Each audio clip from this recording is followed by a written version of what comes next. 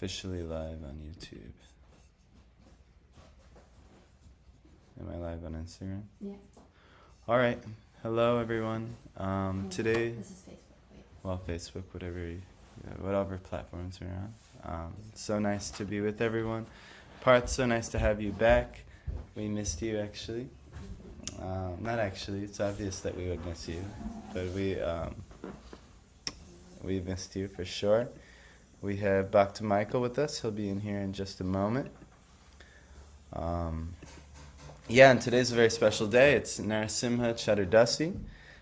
This is the appearance day of Lord Narasimha, one of the wonderful incarnations of the Lord mentioned in the Bhagavatam, commonly known as the Dashavatars of Vishnu. This is one of the prominent ones, the half-man, half-lion incarnation.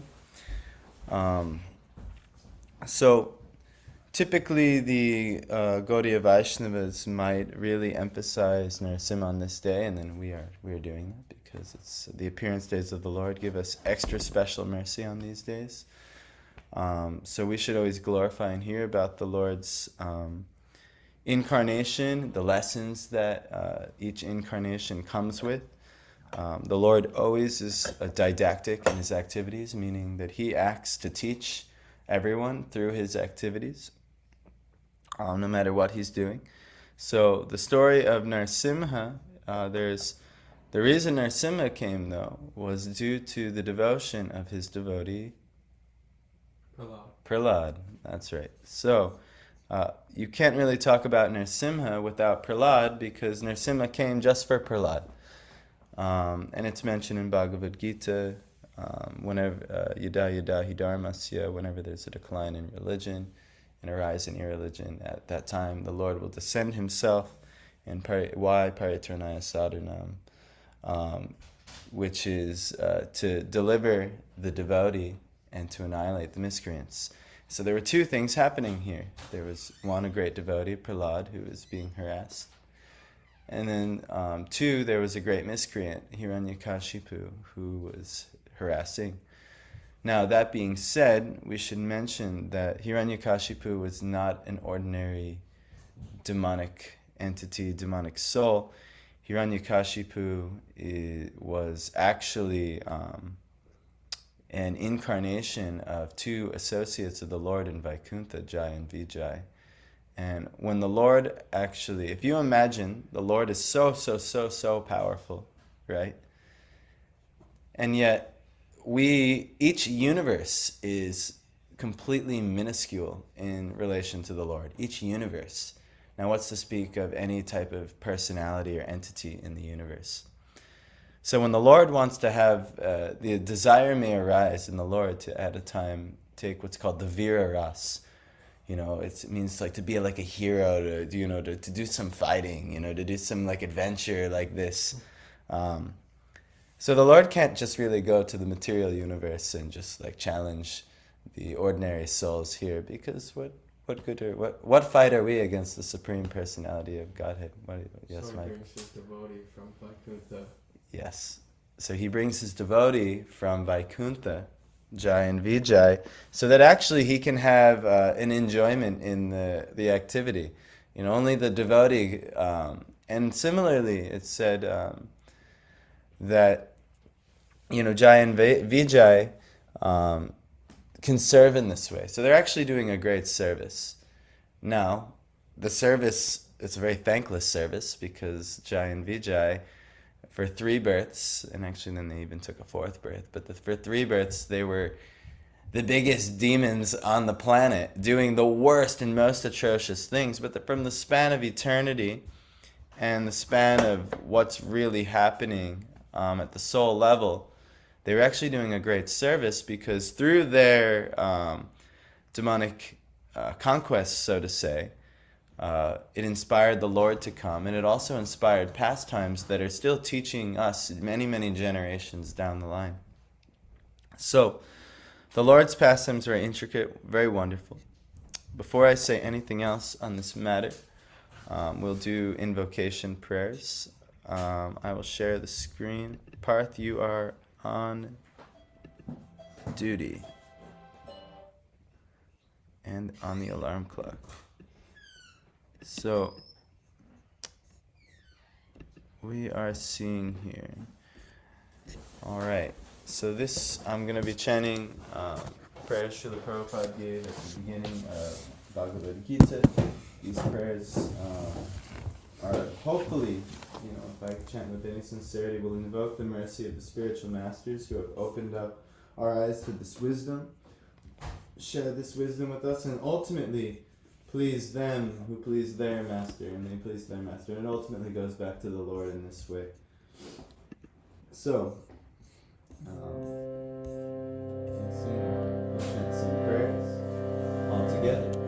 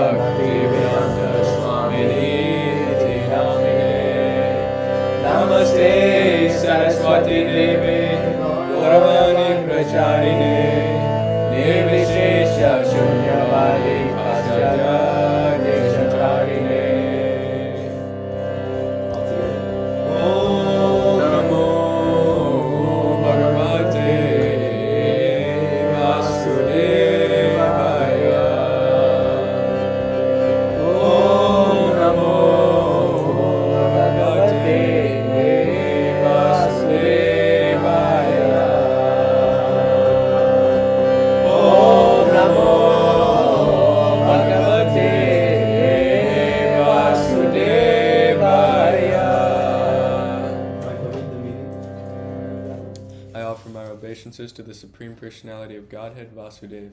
Jai.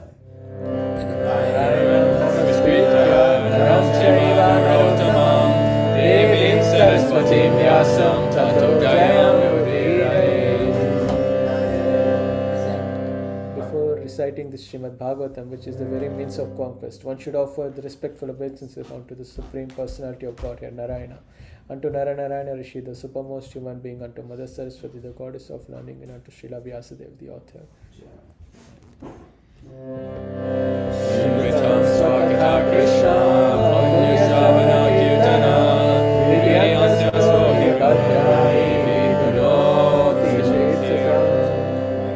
Shri Krishna, the personality of Godhead, Godhead, who is the Paramatma in everyone's heart and the benefactor of the truthful devotee, cleanses desire for material enjoyment from the heart of the devotee who has developed the urge to hear his messages, which are in themselves virtuous when properly heard and chanted. Nashtaprayeshu Bhadreshu Nityam Bhagavata Sevaya Bhagavate Utamashloke Bhaktivamati Naishtiki. By regular attendance in classes on Bhagavatam and by rendering service to the pure devotee, all that is troublesome to the heart is almost completely destroyed, and loving service unto the personality of Godhead, who is praised with transcendental songs, is established as an irrevocable fact. Jai. Right. So, welcome. Narasimha Dasi ki Jai. So, today, very special day. We just glorified the Supreme Personality of Godhead, Narayan. Narasimha is one of the incarnations of Narayan, one of the Datsavatars of Vishnu.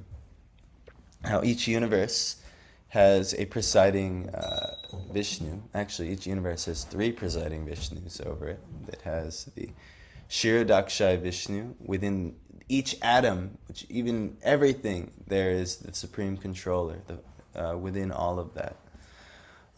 You could say Paramatma. Then, on top of that, there's a Garbhodakshai Vishnu, who actually, from his lotus, the actual unit, from his navel, the lotus stem arises and the shape of the universe takes form. And then, the chief Vishnu of all universes is the Mahavishnu, from which his pores emanate millions and millions and millions and billions of universes of the material world. Under the covering of, I believe, his yoga nidra or his sleep, or great illusion or great covering. So we're here. That's where we're located, in one of the little bubbles that has spread, and then we're in some little country, in some little town, in some little house, in some little room of that great expanse of cosmology. So we're all just dancing, you could say, in the Lord's games here. The Lord has pastimes that He's going to be performing for time immemorial, and we're just seeing how do we fit in. Most of the living entities don't see how they fit in at all. But we, as aspiring devotees, we're starting to hear of the Lord's pastimes, and we're starting to see how we can fit in. And so, once upon a time, there was a great devotee named Prahlad Maharaj. But how did Prahlad Maharaj get here? He was, well, you could even talk about that. He had a past life. And I wish I knew the story. But actually, I heard he was not the most wonderful of devotees yet in a past life. But actually, he performed some Akadashi Vrat, I believe, on accident. And he got to be Prahlad Maharaj in the next life, that's pretty special. That how all glories to Akadashi Devi, by performing some vrat, even on accident, you can be so exalted as to be Prahlad Maharaj in the next life. Now, we're going to just read from the Bhagavatam. I think it would be wonderful. We could do a couple things. We could read about Hiranyakashipu. But I think it's better to hear about the devotee Prahlad Maharaj. So Prahlad Maharaj, the saintly son of Hiranyakashipu. Just a little context here. Prahlad Maharaj is actually glorified. Chaitanya Mahaprabhu loved to hear the stories of Dhruva and Prahlad over and over and over again from his devotees in Navadvip. And then in Puri, he loved to hear the pastimes of Radha and Krishna over and over again from his devotees Swarup Damodar and Sri Ramananda Rai. Especially in Navadvip, in Lord Chaitanya's Navadvip pastimes, Narasimhadev is prayed to exclusively for protection of the devotee. He's known as the divine protector. he came literally to protect Prahlad, and we'll go into this pastime. Prahlad's also the example of one who has taken the most association. We hear a couple stories in the Bhagavatam. Narada Muni, in his previous existence, in a previous, I believe, universe, he was a small boy, and he just served Vaishnavas for a few months as a small boy. And he actually, he would clean their remnants. He didn't get so much association, but he heard this Bhagavat philosophy, and he asked to take the remnants, and they gave permission. And in that lifetime, that was all the association that he got. And then they were just really nice devotees. And then in that lifetime, he traveled. He got a sporty or vision of the Lord, but then he also got an understanding that you will not, at only 5 years old, but you'll not see me again in this lifetime. But do not worry, your next life you'll be very nicely situated. So when it was his time to leave that body, he became Narada Muni in the next life. Dhruva Maharaj, another wonderful story in the Bhagavatam. He only had about a few moments association with Narada Muni, but Narada Muni was like a topmost devotee born in this lifetime, one of the sons of Brahma. And in that potent association, just by that he got a mantra, and he was able to achieve a vision of the Lord. But because he only had a little association with Narada Muni, he still couldn't curb his material desires. And he lamented for that, actually, when he saw the Lord, after he did intense austerities to see the Lord, that the Lord actually appeared, and he was like, I wanted, here I am praying for broken glass, and a diamond has appeared before me. And the Lord wanted to give him his broken glass desires, which he wanted a greater kingdom than his father. But Prahlad Maharaj, he had extensive association with Narada Muni. I think thousands of years this type of pregnancy Hiranyakashipu's wife had. And Hiranyakashipu was off doing austerities.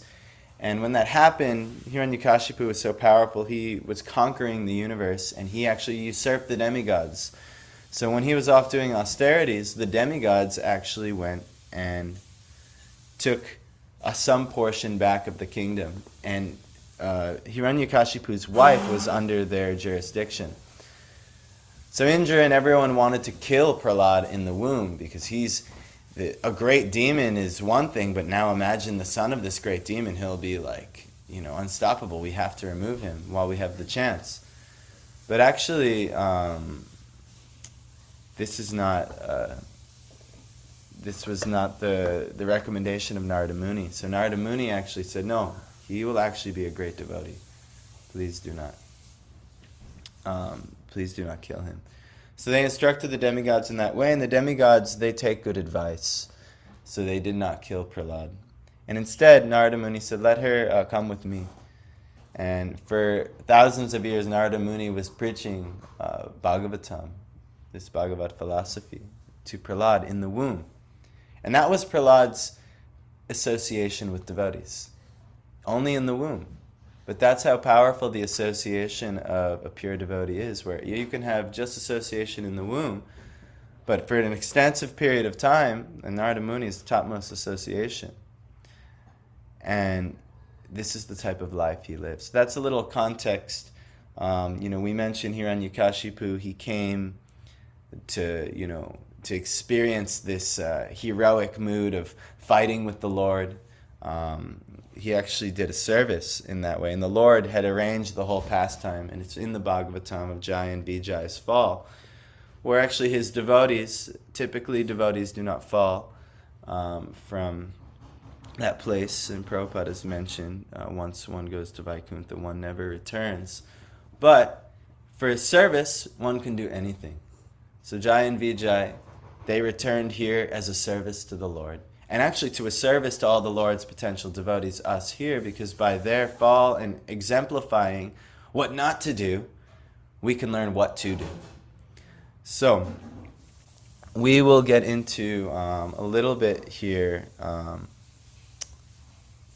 the pastimes of Prahlad, I kind of gave this context, so I'm going to actually go to the next chapter. Prahlad instructs his demoniac schoolmates. So Prahlad, when he was born, he was a very, very good boy, which was not something typical of the great demonic family that he was born into and the great demonic race that he was born into. Eventually, Hiranyakashipu came back, took back his wife. He was pleased with Narada Muni for taking care of her. And it probably saved the demigods all kinds of problems had they had harmed her and Prahlad. And naturally, he loved his son, Prahlad. But we're going to learn some things about Prahlad. Prahlad was not, he wasn't falling into the status quo of the upbringing that he was raised in. Hiranyakashipu, Hiranya means gold and like wealth, and Kashipu means like comfortable bedding. So wealth and what do you do with comfortable bedding is you enjoy sex life. So that was Hiranyakashipu's MO. That's why he was named Hiranyakashipu, for enjoying wealth and women. That was his MO. And most of demonic society is about these things. How to enjoy wealth and how to enjoy the fruits of wealth, namely sex life and power, prestige, position, all these things. So Hiranyakashipu, that was his way of life. And naturally, to your son, you want to give the very, especially bodily attachments, you want to give the very thing that you endear. But Prahlad was not taking these things. And so his teachers would try and teach, and he had the best teachers on how to do worldly life, materialistic teachers. But they just could not influence Prahlad, and he was very confused by this. But why? Because he didn't realize that Prahlad had extensive association in the womb with Narada Muni. So Prahlad had a higher teaching already embedded into him. He had thousands of years of hearing Bhagavad Katha from Narada Muni, if even only in the womb. So let this be a testament. Remember we talked about the pastimes, where the more association we get with sadhus and devotees, and the more we get to hear from those who are realized, the more refined we will be in our transcendental knowledge. The less we hear, and the more we impose our own desires, like unfortunately Dhruva Maharaj had to do, into the situation, the less we can take the good advice. But still, even if we try and associate with the Lord like Dhruva Maharaj, we will get great benediction. But Prahlad Maharaj, he was actually, he's the ideal Shanta Bhakta, or the Bhakta who's in complete peace and complete trust and appreciation of the Lord in all things. Now, I won't go into the rasas in this class, but just know that there's progressions of service to the Lord, and Shanta is foundation level, but the ideal is not to ultimately, at least in our Rupanuga philosophy, not to serve at Shanta level. But this Prahlad is a prime example how to set the foundations of being a devotee, in the most exemplary way. So, let's talk about, now Prahlad is in school, and his teachers are trying to teach him all kinds of things, materialistic things, but he's not buying it. He's like, or he'll say exactly what they need to hear at the time just to pacify them, and then he continues doing what he knows to be correct in his heart anyway. So actually, we might have to do that. You will be working at a job. You have at least 2 weeks of school left. And sometimes you just have to do what the authority says. On the externally, yes, okay, oh, sure. But internally, you know what is correct in the heart. You know what to focus on. People do this all the time. But the devotee should be like this, externally following the formalities, but internally the heart should be focused on service unto the Lord. So he was doing that with his teachers. But every time he got the chance with his schoolmates, recess or something like this, then he's like, all right, now to try to help these souls, trying to preach. So this is the beginning of this chapter, chapter 6, canto 7, verse 1 of the Bhagavatam. Prahlad Maharaj said, you're not going to find it in there, Michael. Bhagavatam is huge. No, this is not in canto 7. So, Prahlad Maharaj said, one who is sufficiently intelligent should use the human form of body from the very beginning of life. In other words, from the tender age of childhood, to practice the activities of devotional service, giving up all other engagements. The human body is most rarely achieved, and although temporary like other bodies, it is meaningful because in human life one can perform devotional service. Even a slight amount of sincere devotional service can give one complete perfection. This bucks the trend where people are like, oh, well, I'll do spiritual life at the end of my life. You know, when I'm closer to death, then I'll worry about these things. No, you have such a rare opportunity in a human body, and your whole human existence from the very beginning of life. Prahlad was 5 years old, and he was telling his other 5-year-old schoolmates, now is the time to achieve devotional service unto the Lord. The human form of life affords one a chance to return home, back to Godhead. Therefore, every living entity, especially in the human form of life, must engage in devotional service to the lotus feet of Lord Vishnu. This devotional service is natural because Lord Vishnu, the Supreme Personality of Godhead, is the most beloved, the master of the soul, and the well-wisher of all other living beings. So he had heard all about Lord Vishnu. He had heard all about the Lord's position and his relationship to the Lord, all the different tattvas, or truths, by Narada Muni. So he's telling them, this is the summum bonum, the goal of life, the purpose of life. Reconnect to your Creator. Reconnect to the source of your existence through devotional service. Prahlad Maharaj continued, my dear friends born of demoniac families, the happiness perceived with reference to the sense objects by contact with the body can be obtained in any form of life, according to one's past fruitive activities. Such happiness is automatically obtained without endeavor, just as we obtain distress. So he's saying, basing your life on chasing after material sense pleasure, eating, sleeping, mating, and acquiring things and defending them, this can be done as a pig or a fly or a plant. None of these things are important to the human form of life. So he'll go on. Endeavors merely, and they're going to come automatically. Just as you obtain distress automatically, you'll obtain those things. Someone will give you some food somewhere along the line. A mate may come. Money or wealth may come. It has to do with your karma, actually. It also has to do with what actions you're taking now. But the devotee, I'll give you an example. I personally, I had purposely gave myself no material qualification. I dropped out of school in my junior year of college. I never used a degree. I never wanted to use my degree or anything.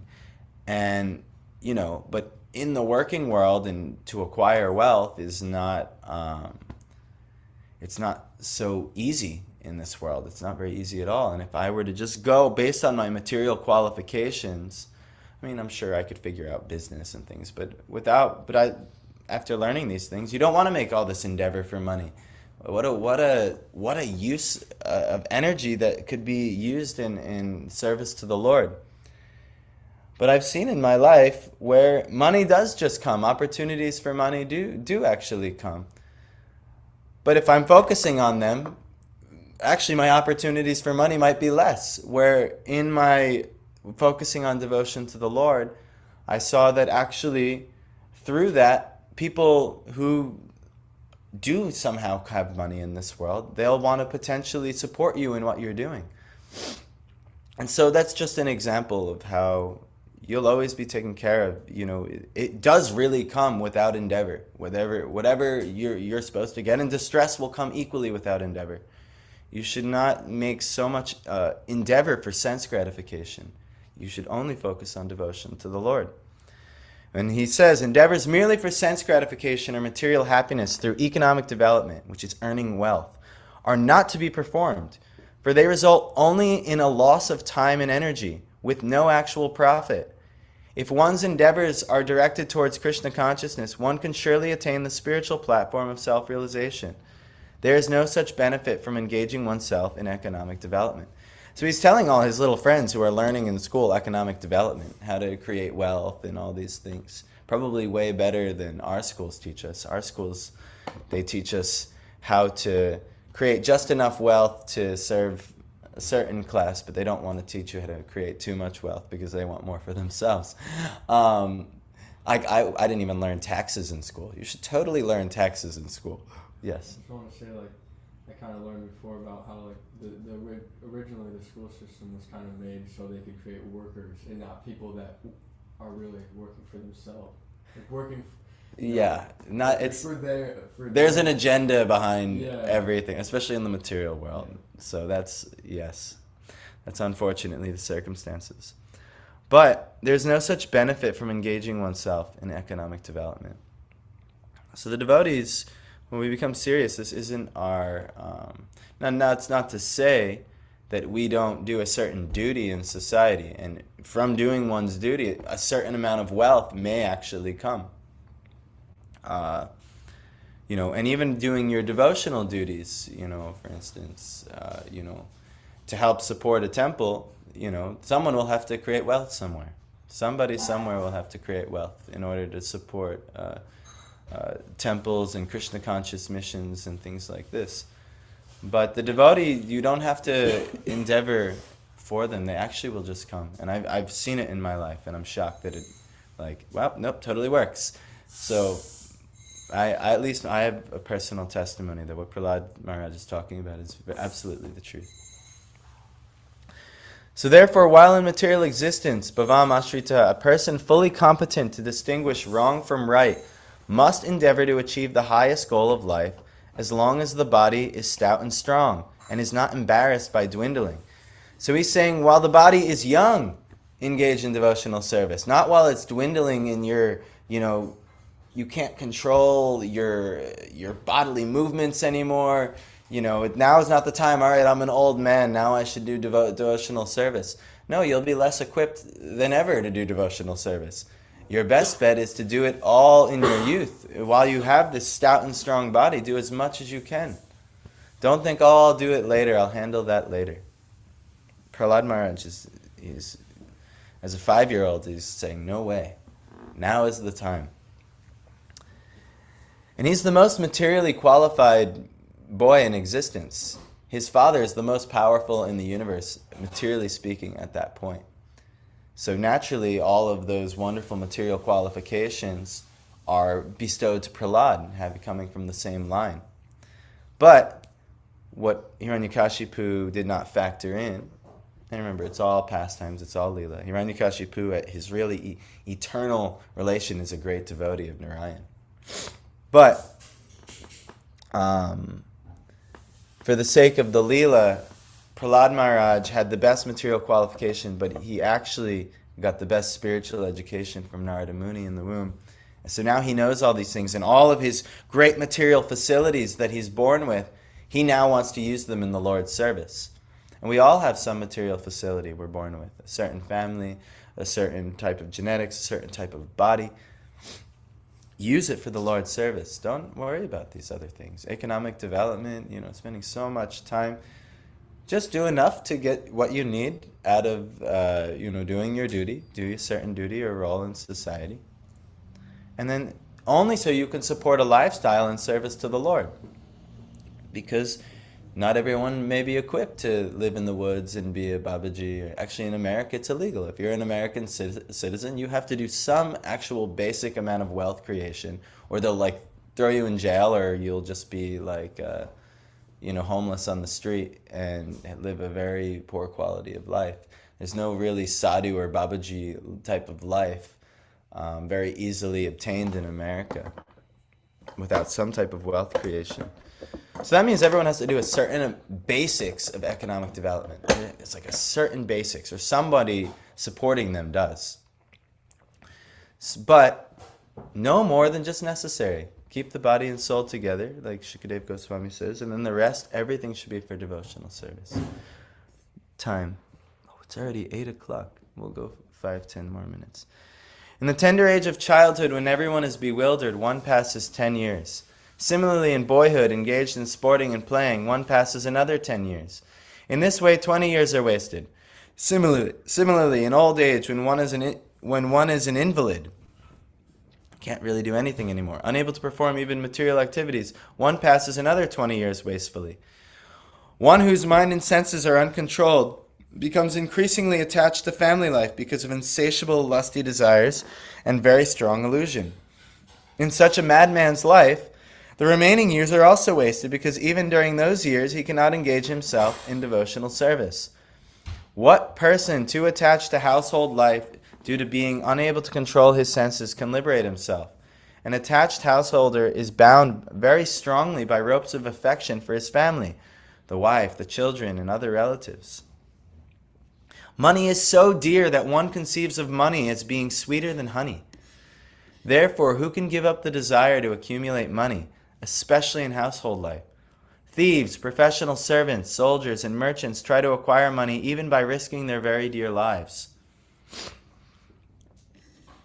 How can a person who is most affectionate to his family, the core of his heart, being always filled with their pictures, give up their association? Specifically, a wife is always very kind and sympathetic and always pleases her husband in a solitary place. Who could give up the association of such a dear and affectionate wife? Small children talk in broken language, very pleasing to hear, and their affectionate father always thinks of their sweet words. How could he give up their association? One's elderly parents and one's sons and daughters are also very dear. A daughter is especially dear to her father, and while living at her husband's house, she is always in his mind. Who could give up that association? Aside from this, in household affairs, there are many decorated items of household furniture, and there are also animals and servants. Who could give up such comforts? The attached householder is like a silkworm, which weaves a cocoon in which it becomes imprisoned, unable to get out, simply for the satisfaction of two important senses, the genitals and the tongue. One is bound by material conditions. How can one escape? So this is heavy. Prahlad is telling us what we're getting ourselves into. But we've seen acharyas like Bhaktivinoda Thakur and others, even not maybe an acharya in our lineage, but Srila Prabhupada's father and mother were great devotees as well, and they had wonderful devotional children. But at some point, all devotees have to be willing to completely renounce any source of sense gratification. That's what we have to be willing to renounce at some point. We're working towards that goal. Now, whether one has to actually leave one's family members, wife, children, that'll all depend. Are they favorable to the advancement of your devotional service, or are they not favorable to the advancement of your devotional service? That'll be the great question. That will be, we'll see. But actually, that's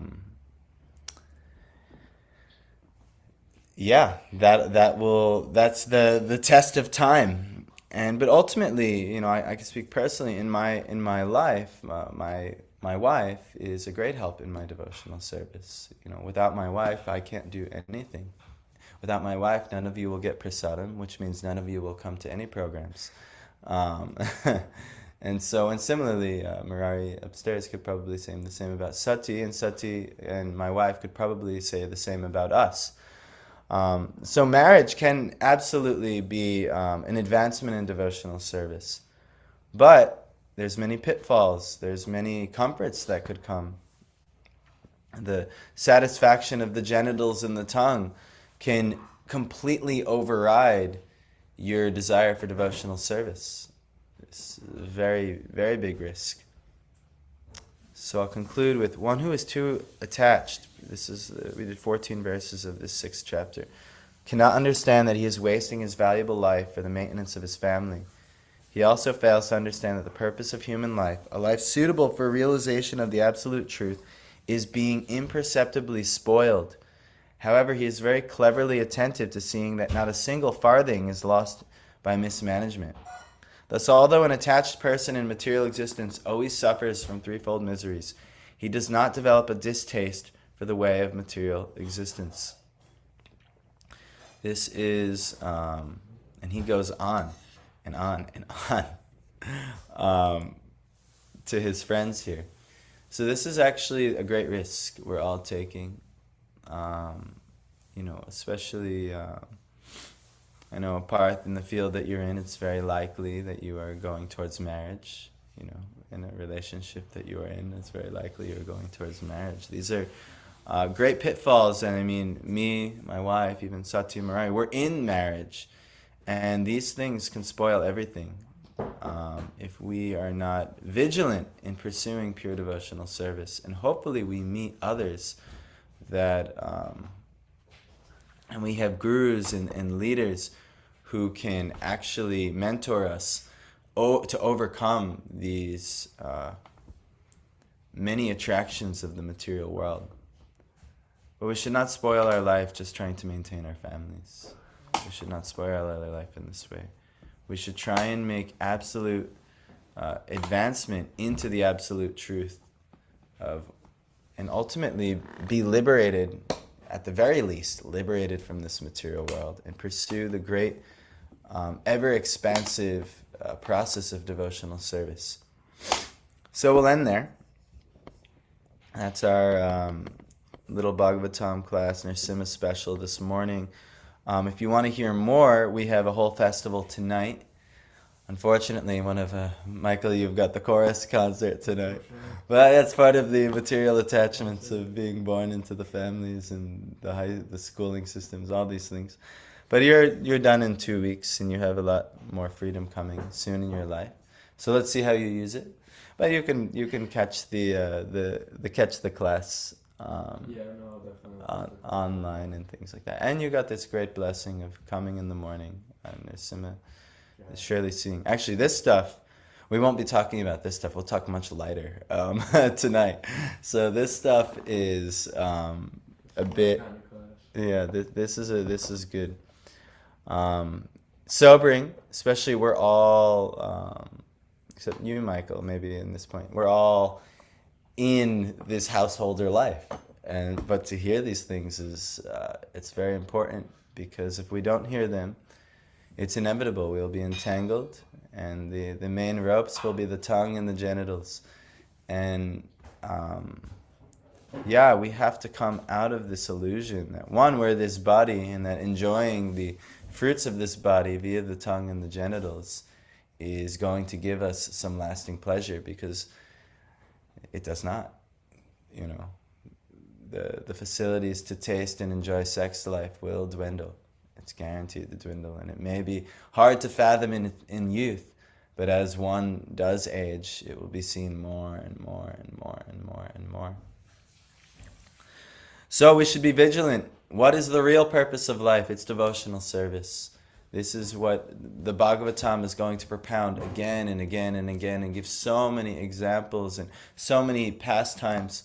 And Prahlad Maharaj, and ultimately from Prahlad Maharaj's harassment by Hiranyakashipu, eventually Narasimha comes to set everything straight. But we'll hear more about that tonight. And so, Prahlad Maharaj ki, Narasimha Bhagavan ki, Narasimha Chaturdasi ki, Jai. So, today's a very auspicious day. The Lord has, He appeared on this day. It's also a very auspicious day. Why did He appear? For His devotee. We should hear about Prahlad. We should learn from Prahlad. We'll keep making advancement, and we'll keep getting blessings. And hopefully we can learn from realized masters who have, or a guru who has who has actually realized these things and can show us how to realize and to accomplish them ourselves. So, thank you all for joining this short little class. We'll now do the next part of our program. Michael, you should go to school. All right, I'm not going to kick you out, but thank you for joining online. We will see you tonight for the Narasimha Chaturdasi festival. Haribol.